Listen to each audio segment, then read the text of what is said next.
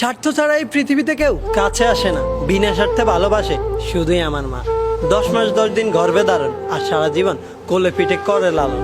মা মানেই সন্তানের জন্য আরেকটা পৃথিবী, মা মানেই অনেকটা শাসন আর অফুরন্ত ভালোবাসা। মায়েরা এমনই হয়, নিজে না খেয়ে সন্তানের জন্য রেখে দেয়, নিজের সুখ বিসর্জন দিয়ে সন্তানকে সুখী রাখার চেষ্টা করে। মা কখনো ক্লান্ত হয় না, সন্তান এবং পরিবারের সুখের জন্য সারা জীবন কষ্ট করে যায়।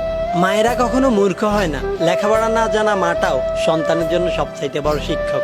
বয়সের বারে নুয়ে পড়া মাটাও সন্তানের অসুখ হলে সারা রাত বিছানার পাশে বসে সেবা করতে ভুল করে না।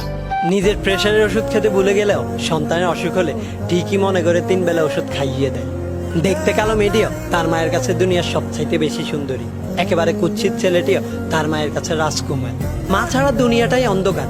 মা শুধু একটি শব্দ নয়, মা মানে একটি পৃথিবী। মা মানে এক অদম্য যোদ্ধা, যে পরিবারের উন্নতির জন্য দিনরাত যুদ্ধ করে যায়। মা শুধু মাই হয়, মায়ের তুলনা কারোর সাথে সম্ভব নয়। তাই তো উপরওয়ালার কাছে শুধু একটাই চাওয়া, ভালো থাকুক পৃথিবীর সকল মা।